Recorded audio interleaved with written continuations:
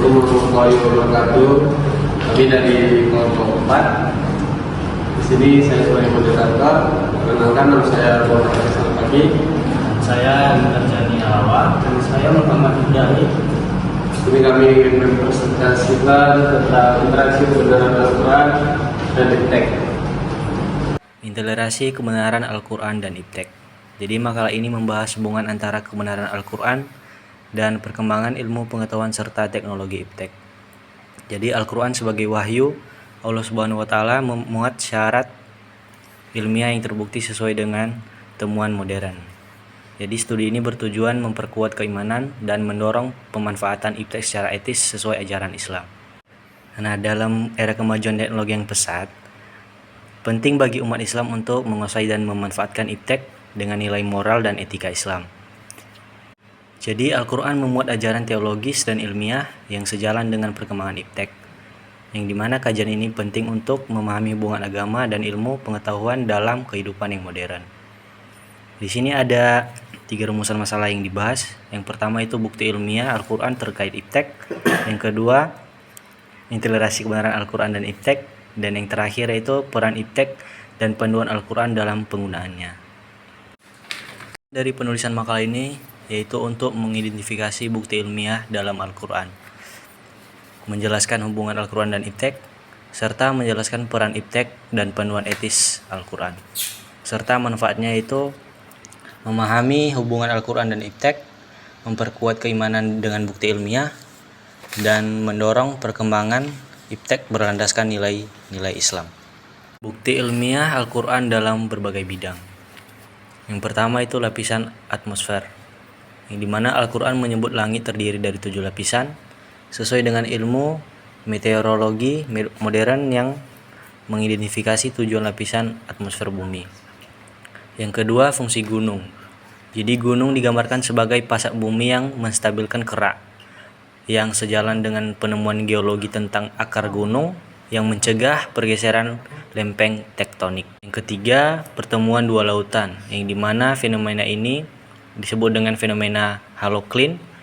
Dua lautan bertemu namun tidak bercampur karena perbedaan densitas. Dijelaskan dalam Al-Quran Al-Rahman. Yang terakhir itu perkembangan janin. Quran Surah Al-Mu'minun menggambarkan tahapan perkembangan janin yang sesuai dengan embriologi modern. Al-Quran dan iptek.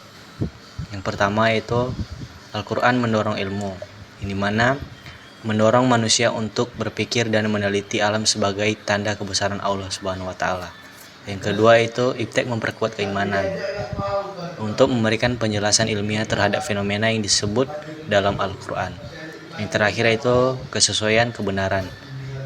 Al-Quran sejalan dan mendahului penemuan ilmiah modern.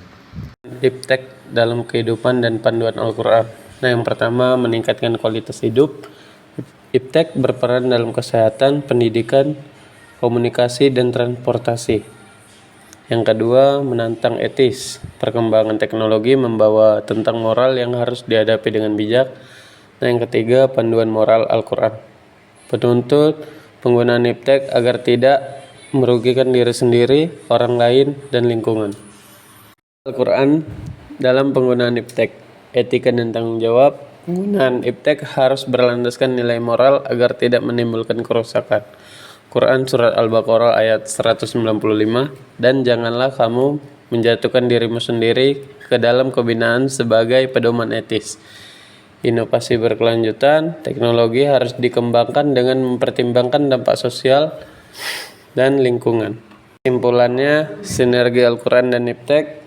Al-Quran sebagai petunjuk, memuat isyarat ilmiah dan relevan dengan perkembangan iptek. Interaksi positif, keduanya saling mendukung dan memperkuat pemahaman umat Islam. Penggunaan etis, iptek harus digunakan untuk kesejahteraan dan mendekatkan diri kepada Allah Subhanahu wa Ta'ala. Saran untuk perkembangan iptek berbasis Al-Quran. Yang pertama, mengembangkan ilmu. Umat Islam didorong untuk terus menggali dan mengembangkan iptek dengan melandaskan nilai Al-Quran. Kedua, peran ilmuwan Muslim. Ilmuwan dan cendekiawan Muslim harus mengkaji ayat-ayat Al-Quran terkait iptek secara mendalam. Yang ketiga, kontribusi positif, memberikan dampak positif dalam perkembangan ilmu, pengetahuan, dan teknologi yang beretika.